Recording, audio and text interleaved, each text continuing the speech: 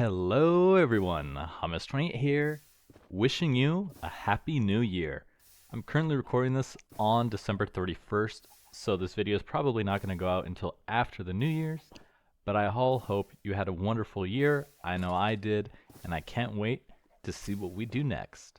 But for now, let's get right into it. Alright, so what we left off last episode is finishing off Red Horizons, processing our meteoric iron, developing the last 3 alloys, and getting tier 3 circuits along with infinite dash. So first things first, we have to get some end steel ingots, which if you remember from last episode, will require mixing some molten dark steel with grains of infinity, end stone, and unrefined dash. Now I do think we have to make an atomic reconstructor after this, and you can see the blue circuits aren't available yet, so we can't do the bottom craft. We have to do the top one for the atomic reconstructor. As you can see here, I did save the recipes for some of the items we're going to need, because for the atomic reconstructor, we're going to need 4 flux crystal blocks, which are made from 9 flux crystals, which as you can see, takes 4 fluxed electron plates each, times a diamond, so that's going to be pretty expensive for the first craft, along with dark steel and an end steel chassis, along with a fluxed electrum block. So luckily that's not all too difficult because we have a ton of fluxed electrum ready to go, but we're going to have to process a bunch of these into our steel. Now where was our fluxed electrum? Right here. I think that's enough actually. If we take a look here, 9, so we need 9 for the block. And then for each flux crystal block, we need 4 times 9, 32. So 32 times 4 is 2 stacks. So we need 2 stacks plus 9. Perfect. See, this is why passive automation is so great. That did pretty much use like half of our flux electrum storage, but that's what it's for. So we can go ahead and process these 9 into a block, like so, for this guy, and then the rest have to be compressed into plates. It would probably work better if I had some kind of like hopper or something, but for now, probably just put a chest on this and it should work just as well. Let's see, we can empty out one of these chests and use it. We empty this guy out, throw all that in there. A lot of this is junk anyway. Don't necessarily need to even keep all of that. Grab this box. And let's see. Actually, we need 2 actually. But we could just go ahead and put this in here. And set this to auto input on the top. And it fills itself back up. There we go. Should get us sorted for us while we do other things. So that'll be the atomic reconstructor. But we're also going to need this end steel. So, luckily we do have 9 dash. Is that going to be enough though? 1, 2, 3, 4, 5, 6. I think so. Because to make 1, we do need some dash, but you can do it with anything that melts in a dark steel. So we should have enough dash to finish off this craft. Oh, can't forget the grains of infinity, that's for sure. So let's grab that. And then we're just going to need a couple of items so we can actually melt down our electrical steel into dark steel. So you can see here, this is going to take endstone, grains of infinity, and dash. Then we're going to have to melt down some dark steel, which will be made over here. This is going to take steel, electric steel, redstone, gunpowder, and obsidian. So let's grab the redstone and the gunpowder. So now if we throw in our gunpowder and our redstone and take some of this electrical steel, this should melt into dark steel, hopefully. If it doesn't, that's kind of going to cause a snag in the smeltery and I'm going to have wasted some electrical steel, but this should work. So we're just going to wait for this to melt real quick.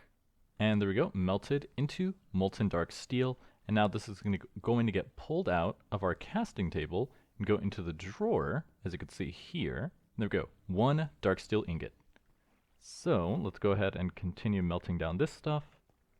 And now that we have one dark steel, we can go ahead and melt this down into our end steel. Now in total, we're going to need 6, plus 2 hardened glass and our block of flexed electrum, but then we'll be good to go, because we only need 1 end steel chassis for this guy. These other blocks, actually we might need 2. So I can also make a reconstruction chamber. Because this guy's pretty nice. I wonder why other mod packs don't have this. Or if they did, maybe I always miss it. Because this essentially lets you hook up a block to the atomic reconstructor, which is really nice. Molten end steel. Then we are going to have to collect some of this dark steel here, so we got to keep feeding this. And we do have some more conductive iron in here as well to keep the whole thing moving. We just got to make sure these are full of resources so it can continue to function. You do have to be careful. I think if I put gunpowder and redstone, specifically the redstone, into this chest, it should only fill this slot and not these ones.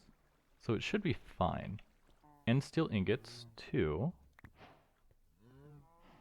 Oh, it did work. I'm just silly. So now we can grab some more of our dark steel. Maybe I should have made these taller. It's not a big deal. But the alloy to end all alloys. Oh, and it actually awards us with 8 more end steel ingots, which means we could just go directly into our atomic reconstructor.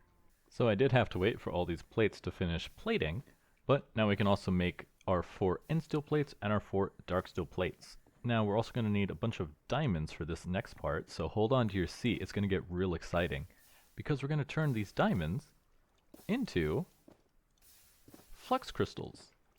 32 of them to be exact, to make our flux crystal blocks. And did I do my math right? It seems like I did not, because what did I multiply by? 9, 18, 27, 32, shouldn't? Huh, I guess I did the math wrong. Anyways, 4 dark steel plates, which means we're going to need 4 more of these. 4 times 4 is 16, right? Yeah, 4 times 4. So we just need another 16 flexed electrum to make into plates, and then we'll be ready to go. So let me grab that. There we go. Now we can actually finish the build. Just combine these with some diamonds and make our final block. And now we can make the end steel chassis into the atomic reconstructor. Partial differentiator and laser crafting. Quest completed. So you can see it's one right here. It may look like one, but it isn't. You can use this instead of dropping items on the ground if you can't automate it on the ground. Skillet issue. Which it's funny, because I actually think this is just really nice to have. I don't know why other mod packs don't include this, because it's so nice. As you can see right here, it makes atomic reconstructors from actually additions treat items on the inside as if they were on the ground, and then it auto pushes the product into a nearby inventory and ME interfaces.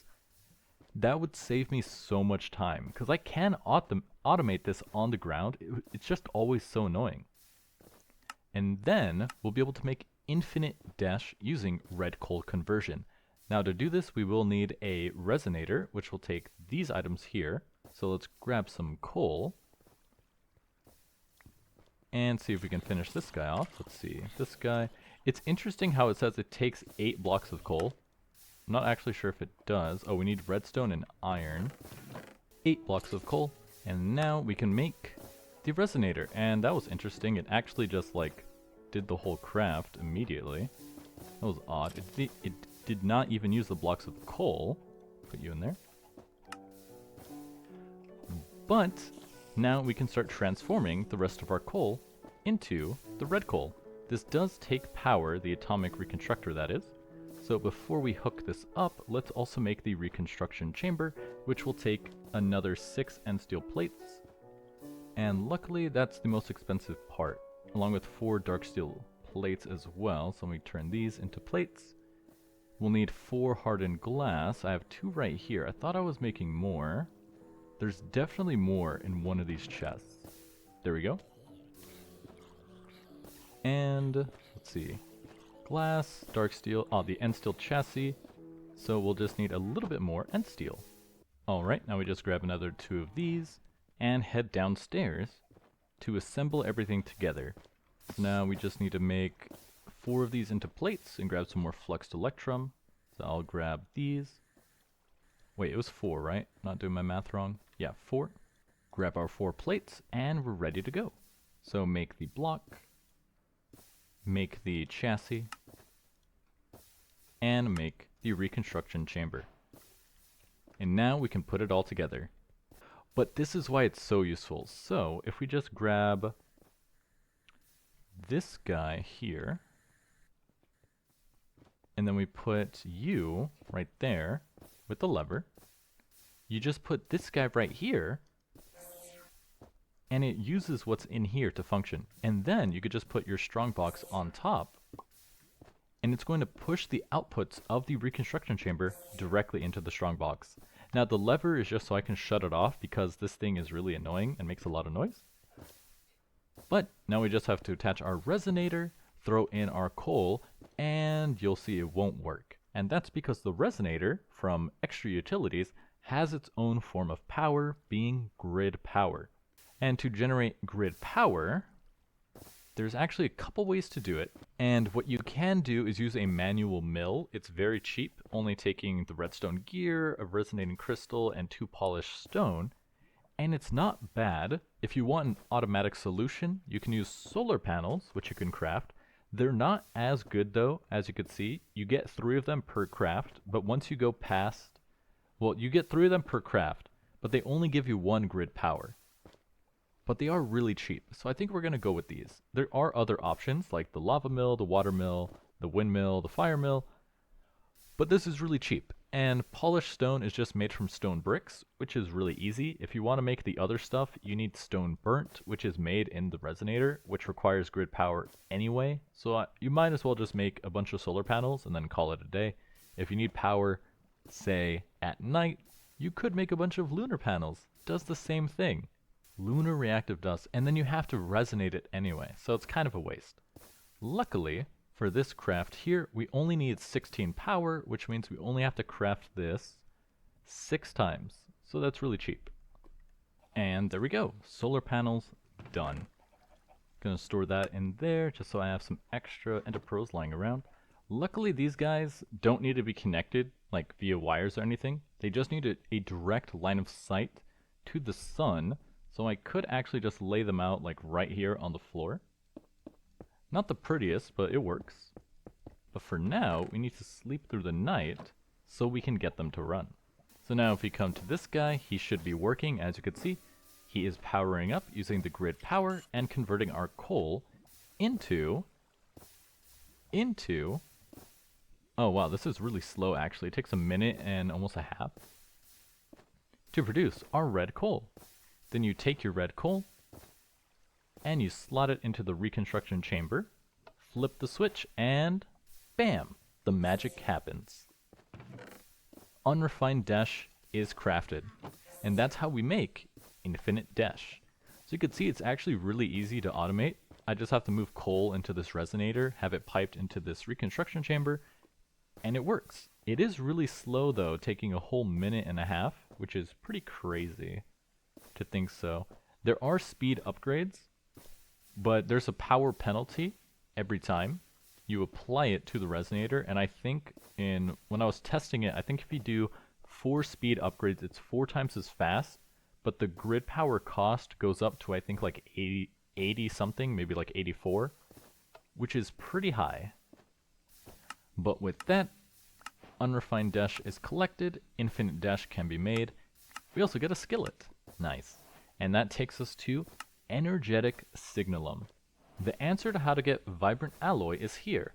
Just combining signalum and enderium wasn't enough. You need to first laser the signalum.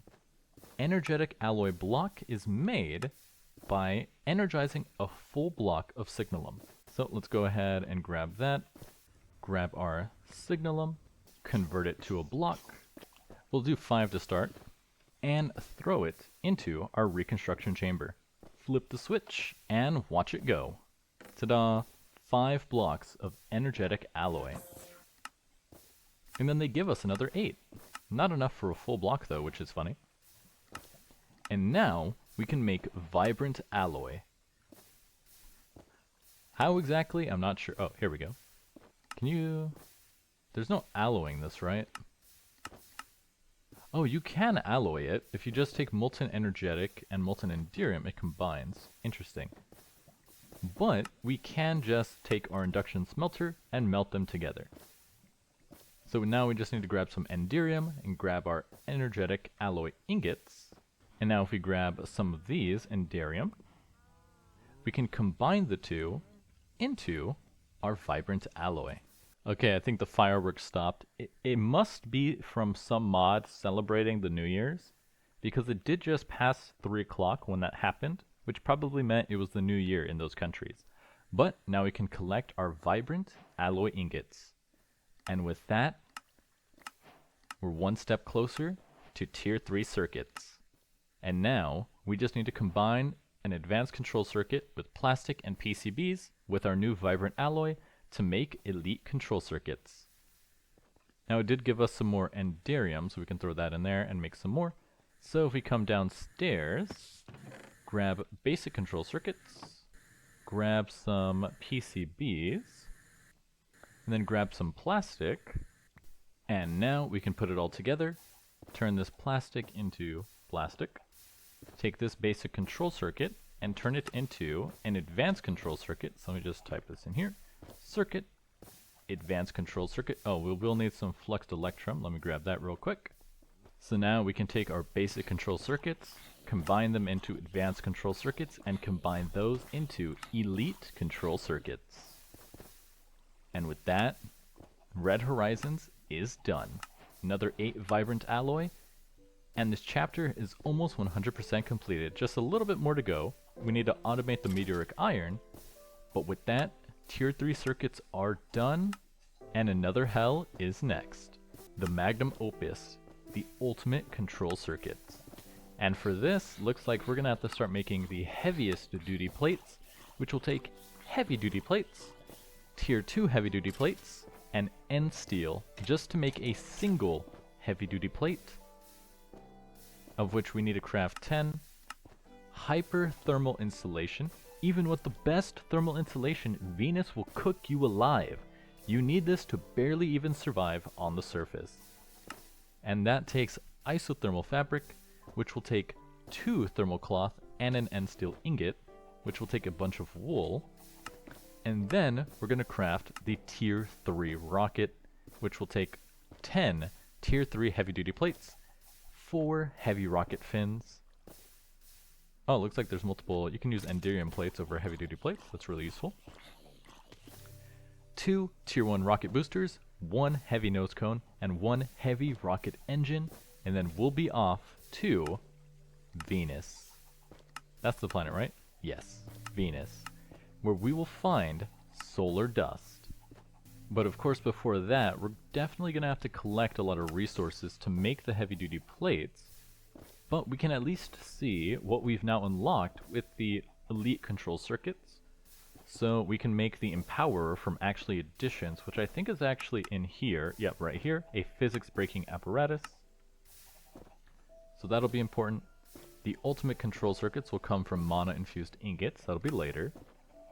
We can now craft the atomic reconstructor the normal way. We can make advanced computers. We can make turbine fluid ports from extreme reactors. A lot of extreme reactor stuff. We can make the laser drill from industrial foregoing. The Ender IO vibrant capacitor tank. Vibrant thrusters. We can make end steel chassis the normal way.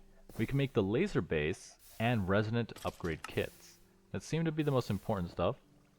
We can now make the portable regulator, which uses RF to regulate our body temperature, which means we no longer need the pneumatic armor. The deep learner. Oh, can we finally go into deep mob evolution? I think so, because we can make blank data modules, and the simulation chamber, and the loot fabricator. Actually, what is aerotheum? Zephyrin aerotheum blitz powder. Okay, maybe we're not that quite far, but now we've unlocked quite a lot of stuff. So, we're going to have to gather a lot of resources, which means I'm going to have to finish the automation of our regolith so we can continue producing more of our end steel, because as you can see, we only have 5 right now, and we're going to need a lot more to make those plates. And it's going to start with automation of this whole supply chain. Alright, so it's not quite finished, but our meteor iron from Mars stone setup I think is complete, at least on the overworld side. So, as you take a look, we have our little cargo rocket here. He does need fuel though. Did I forget to launch controller? Fuel loader. He doesn't have any fuel, so we're gonna have to fuel him up. But other than that, he should be good to go. So, using our new Ender IO sag mill, because everyone was telling me, oh, you should definitely use the sag mill with the... Because if you look up the grindstones, the grinding balls, there's a variety of them, and they all do different things. But since we're making a lot of end steel anyway, we can actually make end steel grinding balls from 5 end steel ingots, and they yield 24 each. And these grinding balls give us an bonus output of 240%, which goes from 30% to I believe that's like 80% on the production of meteor iron here. And it actually works out pretty well. So I took all of the stone that we had, the regolith, from our mining operation, put it in there, and it's essentially, the way it's going to work is our cargo rocket blasts off from here, comes back, gets unloaded, and stores it into the strongbox. This strongbox then pulls that into the sag mill, and the outputs get pumped out into our induction smelter and this drawer. And it's completely lossless. There are no outputs. As it goes through each tier, as you can see here, Mars cobblestone turns into Mars regolith. That regolith will then get turned into fine regolith, and once it turns into sand, that sand then gets broken down into silicon, which will be useful because I was taking a look at Expedient Solutions, and we did finally unlock Applied Energistics. So we can start building our auto-crafting stuff, which will be nice, but it will take a lot of silicon. As you can see, we have almost 4 stacks of silicon, which was from everything we mined on the dusty planet. But now we're good to go. So the only thing I have to do here is 1, load up the rocket, and 2, go to Mars and build the landing pad. So I think I have everything we need in here. We're going to be using the RF Tools Builder with a Quarry shape card, the cargo loader, which will load the plane, another launch controller, and the rocket launch pad. Now I did have some filled fuel in here, so let me grab this. And we're going to take off to Mars, and we should be good to go. Now I just have to make sure it's filled here, because then it should launch. Actually, I just realized something. Yeah, fuel canister. I just realized, can this guy... 6%. He stores a lot of fuel. I just realized when he lands to Mars, he looks for a rocket launch pad. So I think he should maintain his fuel, but I'm not actually sure if that's the case. So I guess we'll find out once we meet it there. Now the way it should work is, you can see this launch controller is set to frequency 1. We're setting its target to frequency 2. Now on Mars, this launch controller is going to have a frequency of 2 and target of 1, which will tell it to come back and forth once this specific condition is finished. So you can see auto launch when cargo is unloaded. Right now it is empty, so it would auto launch. It just doesn't have enough fuel. So for now, I'm going to turn this off so it doesn't automatically launch. And we do have to make sure it has enough fuel, so I'm going to fill this up, and then we're going to blast off to Mars. Now I am hoping that's all we have to do for the setup, because if there's anything extra, then it's going to be quite annoying. Okay, a little bit annoying that it's nighttime, nothing we can't take care of, but it does seem like we landed where we need to land. Just got to clear out some of the hostile wildlife, and we'll be good to set it up. Alright, so we have our fuel loader. This is what we're going to use to get us home. So I'm going to set up this rocket here. He does have a bunch of fuel inside, which is good. Let's see, is he filling? Looks like he is. Good. Now, we're going to need to clear out a little bit of space here for our second launch pad. So we're going to place this guy right here. Then you're going to place your launch controller. Now power, as long as he's attached to it, he should be fine. So now we're going to set this guy to 2, set his target to 1, and you can see he has no energy. Then we're going to tell it to auto launch when cargo is full. Now we take our cargo loader, place it here, and let's see. So it should automatically, if we get the power on this side. Wait, what? I could have swore I saw my armor in there. That was weird. Okay, air conditioner back on. Now we're going to place down our strong box, grab the leadstone flux ducts that are in here, and connect these guys to the power. There we go. And now if we take our builder and the shape card, let's see, are you full of fuel? I think he is. Let me double check. Okay, full of fuel. Because I don't plan on coming back anytime soon. So if we do come back, we'll just have to move this ourselves. We're going to take this guy, move the fuel loader over here. Okay, I guess for some reason Mars is really buggy. It must be a desync issue. I've never encountered this before, not even when I was testing stuff. Anyways, so now, where is our loader? Cargo loader is right here.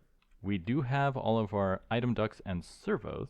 So what we just have to do is take our builder, and he does need power as well. So we're going to hook him up, I think, right over here. Now we're going to right click this guy, and we're going to tell it how big of a space to start mining. So we're going to come out over here, right click that corner, then come out in this direction, and right click this corner over here. And there we go. So now that's going to define the left and right, well, not the left and right, the top and bottom corners for our builder. Put that in there. And now if you hit view, you can see the area. Now we just need to increase the Y. As you can see, it's very flat. So now we're going to type 64. Now it's a very big circle, and we're going to offset this by 32. So now if we come out over here and right click that, and then view it again. Alan? What? My son was still here? Anyways, so you can now see the support block is in the ground. It's designated these blocks as mineable. So now we just need to hook up this guy to power. And did I not bring enough flux ducts? I could have swore I brought enough. Oh, maybe I put them in a different chest. That could be the case. We might not need this fuel loader though, because it should land on here with fuel. I did the smart thing. I just moved over the builder, so I didn't need it. So, launch controller. Now we just need to add our item ducts and our servos onto this, into the cargo loader. Why doesn't it want to place here? What is going on? This is so weird. There we go. Not sure why it's being buggy like that. Place our servo. Actually, I don't even think it needs a servo now that I think about it, because I believe it auto outputs to the inventory it's attached to. Or does it need an inventory? Oh, I'm doing this wrong. Actually, I did not bring an inventory, which is not good, because I just remembered you have to put an inventory on top of this for it to function. Because it's going to output to the inventory. So just like this, servo. So we're going to put an inventory right here. And let's see, he is getting power. No, he's not. Why not? The sun is not visible. Gotcha. No energy. This is what's annoying about solar panels. They just don't work if the sun's not out. But it seems like it's coming up now. So, since we have to wait for the sun, I'll just come back with a chest for this guy. And then we should be able to turn it on and see it work. We should also be able to see if the rocket actually launches to Mars as well. Let me grab this, and we'll be right back. Okay, so it did look like our rocket did take off. So it seems like it is working. So, now that I got my chest, as soon as we take our rocket ship back up to Mars, we should be able to see it up there with us. Do I have enough oxygen? I should probably get some more oxygen before I head up there, but then we should be good to go. Alright, well, I don't know where it is, but that rocket is gone. I have no idea where it went. It should be here, which is weird, but I guess not. Let's see, fuel loader, it is out of fuel. There's no cargo. Anyways, now if we put our chest on top, Do you have power? He has power. So now if we tell it redstone mode on to activate, he's looking for redstone signal. I don't have a redstone signal on me, or maybe I do. No, I do not. So if we just tell him to ignored, I can't tell if he's working or not. I don't think he's working. Off to activate. No. On to activate. Ignored. He should be working. But it doesn't seem like he wants to.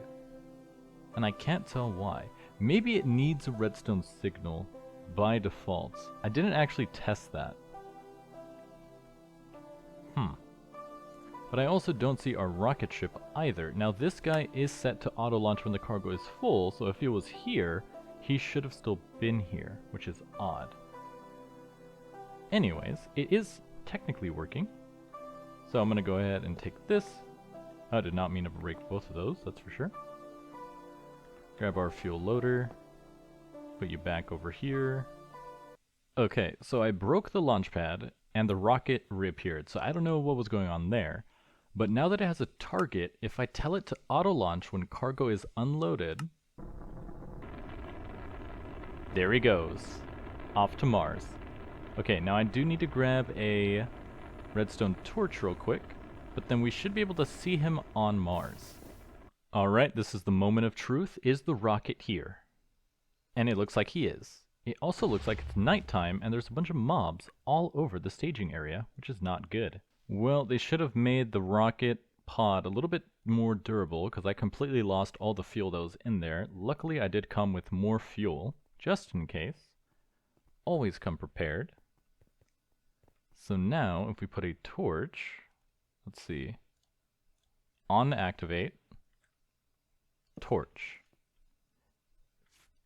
It worked. He's now mining. So now, all of the regolith is going to go into the cargo loader.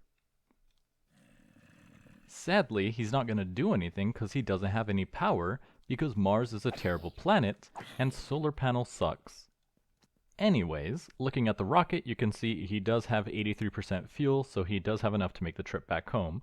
So now if we go in this controller here, go advanced, auto launch when full, this guy's going to fill. Once the sun comes back, it's going to fill this cargo rocket with his items, and when he's full, he's going to take off back to Earth. Which is great, it means everything is working. Now luckily this guy does have power, because if he did not, we were going to be stuck here for a while.